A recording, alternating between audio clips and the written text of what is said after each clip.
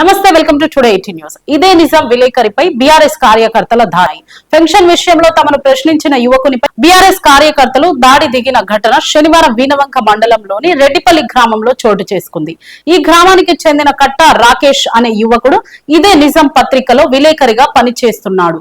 ఇదే గ్రామానికి చెందిన పైడిపల్లి శ్రీనివాస్ అనే బీఆర్ఎస్ కార్యకర్త 2021లో కట్టా రాకేష్ దగ్గర వికలాంగుడైన అతని తండ్రికి పెన్షన్ ఇప్పిస్తానని 10,000 రూపాయలు తీసుకుని మోసం చేశాడని బాధ్యత విలేకరి తెలిపారు. ఈ కార్యక్రమంలో శుక్రవారం నాడు బీఆర్ఎస్ కార్యకర్తలు ఎన్నికల ప్రచారం నిర్వహిస్తుండగా వాళ్ళిద్దరి సమక్షంలో అతన్ని నిలదీసి అడుగగా అవమానానికి గురి అయిన పైడిపల్ల శ్రీనివాస్ మరునాడు ఉదయం బైక్ పై వడ్ల బస్తాలు ఇంటికి తీసుకువెళ్తూ రాకేష్ ని అతన్ని చూసి బైక్ పై నుండి కిందకు పడవేసి కర్రతో దాడి చేశాడు.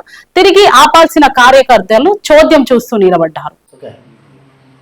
దీని విషయంలో మా డబ్బులు మాకు ఇప్పియాలని మేము పెద్ద మనుషులతో అడిగిపించినా కూడా మేము ఇప్పిస్తామని ఇస్తా అని కూడా ఇవ్వలేకపోవడం మా కొడుకు అడగడం వల్ల ఈ దారుణ హత్యకు తను గురి చేశాడండి.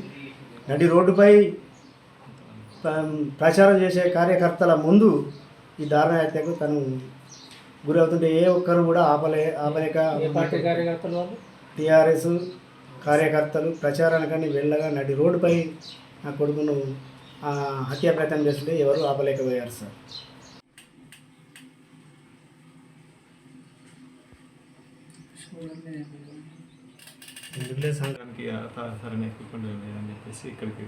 ఇది ప్రైవేట్ హాస్పిటల్కి వెళ్ళారు.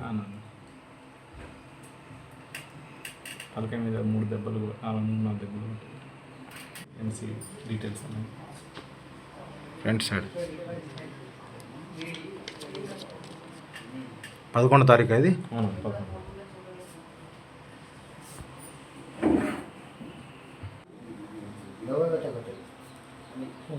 నమస్కారం అండి, నా పేరు కట్ట రాకేష్. మాది కరీంనగర్ జిల్లా రెడ్డిపల్లి గ్రామం.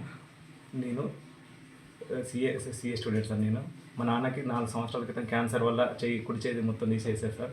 మా విలేజ్లోనే వినవంక మా వికలాంగుల సంఘం అధ్యక్షుడైన పైడిమల్ల శ్రీనివాస్ అనే వ్యక్తి మా నాన్న దగ్గర పెన్షన్ ఇప్పిస్తానని చెప్పి 10,000 రూపాయలు తీసుకున్నాడు సార్. అప్పటి నుండి 3 సంవత్సరాల నుంచి ఆయన మాకు పెన్షన్ ఇప్పించింది లేదు, అసలు కనీసం ఎలాంటి హెల్ప్ చేసింది కూడా లేదు సార్. ఇప్పటికి కూడా మా నాన్నకి చేయబోయి 4 సంవత్సరాలు అవుతున్న పెన్షన్ అనేది అసలు రావట్లేదు సార్. మొన్న 10వ తారీఖు నాడు ఎంపీ ఎలక్షన్ల ప్రచారంలో భాగంగా ఆయన ప్రచారానికి వచ్చినప్పుడు ఆయన అందరి ముందు నిలదీసి అడిగినందుకు తెల్లారి నన్ను మళ్ళీ అందరి ముందు మా ఊరి బస్టాండ్లోనే అందరూ చూస్తున్నారు, టీఆర్ఎస్ కార్యకర్తలు అందరూ చూస్తుండగా నన్ను విపరీతంగా దాడి చేశారు సార్. ఒక్కరు కూడా కనీసం టీఆర్ఎస్ కార్యకర్తలు ఒక్కరు కూడా కనీసం అక్కడ ఉన్న వాళ్ళు 30-40 మంది ఉన్నారు సార్. కనీసం ఒక్కరు కూడా 4 వ్యక్తులు నన్ను వాళ్ళ కుటుంబ సభ్యులతో కలిపి నన్ను 3 వ్యక్తులన్న కుటుంబ సభ్యులు, పైడిమల్ల శ్రీనివాస్ అనే వ్యక్తి, అతని భార్య, అతని పెద్ద కొడుకు పైడిమల్ల సాహిద్ అన్న 3 వ్యక్తులు నన్ను అది నుంచి నేను బైక్ మీద వస్తూ ఉంటే నన్ను వెనక నుంచి దొంగ దెబ్బ తీసి కింద పడేసి మరి 3 నన్ను కొడతా ఉన్నానన్న కర్రలతోటి. 3 కర్రలు పట్టుకుని నన్ను కొడతా ఉంటే 20-30 మంది టీఆర్ఎస్ కార్యకర్తలు అక్కడ ఉన్నా కూడా కనీసం నన్ను ఆపడానికి కూడా ఆ గొడవను ఆపడానికి కూడా రాలేదన్న ఎవరు రాలేదన్న. తర్వాత అదే టైంలో హోంగార్డ్ ప్రకాష్ సార్ అని ఇంకొక పోలీసు అధికారి వాళ్ళు ఎన్నికల డ్యూటీ మీద ఇటు వస్తున్నప్పుడు చూసి ఆ గొడవను ఆపి మమ్మల్ని గొడవ సర్దుమనినాక అప్పుడు ఆపి నన్ను కొట్టరు. అప్పటిదాకా ఆయన వచ్చేదాకా కొడుతూనే ఉన్నారు, వీళ్ళు చూస్తూనే ఉన్నారు, కనీసం ఒక్కరు కూడా ఆపనే లేదన్న. తర్వాత మేము హాస్పిటల్కి వెళ్ళి ఎంసీ సర్టిఫికేట్ తీసుకొచ్చుకొని అదే రోజు వీనవంక పోలీస్ స్టేషన్లో పిటిషన్ దాఖలు చేసినామన్న. FIR petition చూపిండి. ఏ రోజు ఇచ్చారు ఇది 11వ తారీఖు అన్న, 5వ నెల శనివారం.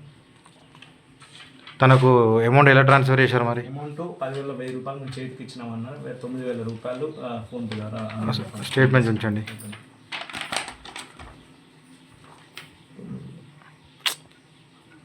ఇట్లా 9,000 రూపాయలు